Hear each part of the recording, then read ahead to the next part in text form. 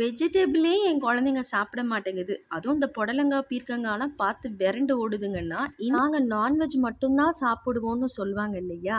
அவங்களுக்காக தான் இன்னைக்கு நான் கொண்டு வந்திருக்கிறது புடலங்காய் கூட்டுக்கறி. இது எப்படி செய்யணும்னா, இப்ப நான் எடுத்திருக்க ஒரு சின்ன கப் அளவுல துவரம் பருப்பும் எடுத்திருக்கேன். அப்புறமா சிறு பருப்பும் எடுத்திருக்கேன். 2ம் ஒரே சேம் அளவுல எடுத்திருக்கேன். இது கூட ஒரு கப் ஃபுல்லாக வந்து நான் புடலங்காவை வந்து கட் பண்ணி எடுத்திருக்கேன். குட்டி குட்டியாக வந்து கட் பண்ணிக்கோங்க. ஸோ இது கூட என்னென்னா ஒரு 2 தக்காளியை நல்ல நீல வாக்கில் கட் பண்ணி போட்டிருக்கேன். 2 பச்சை மிளகாவையும் போட்டிருக்கேன். ஸோ கொஞ்சமாக சீரகம் ஒரு ஸ்பூன் அளவில் சீரகம் போட்டுக்கோங்க. தேவையான அளவுக்கு தண்ணி இதில் ஊற்றிக்கோங்க. ஸோ ஒரு கப் அளவில் தண்ணி ஊற்றி நான் விசில் போட்டுடுறேன். இப்போ இதுக்கு கூட்டுக்கறிக்கு தேவையான மசாலாஸ் அரைக்க போகிறோம். தேங்காய் வந்து நான் ஒரு 1/2 கப்பு தேங்காய் எடுத்திருக்கேன். 1 ஸ்பூன் வந்து சீரகம், 2 பச்சை மிளகா. நல்லா தண்ணி விட்டு கொஞ்சம் ஒரு நாள் மைய அரைச்சிக்கோங்க.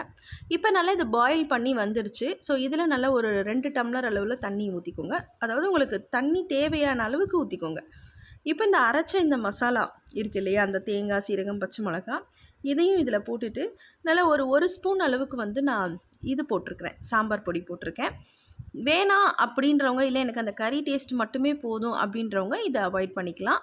இதை சாம்பார் மாதிரியும் இருக்கணும் அப்படின்னு நினைக்கிறவங்க இந்த ஒரு ஸ்பூன் வந்து சாம்பார் பொடி போடலாம்.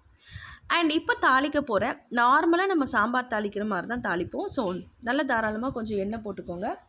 கடுகு கொஞ்சம் போட்டுட்டு கடுகு நல்லா வெடித்து வரவும் ஒரு வெங்காயம் வந்து நான் சாம்பாருக்கு முன்னாடியே நம்ம போடுவோம் இல்லையா, அப்படி இல்லாமல் இதை ஒரு வெங்காயம் வந்து நல்லா குட்டி குட்டியாக சாப் பண்ணி தாளித்து போட்டு கடுகு, கருவேப்பிலை, வெங்காயம் இவ்வளோ தான் தாளிப்புக்கு. இதோட இருந்து நம்ம கறி டேஸ்ட் கொடுக்கறது இதுதான் மெயின் இன்க்ரீடியன்ட், அதாவது இஞ்சி பூண்டு.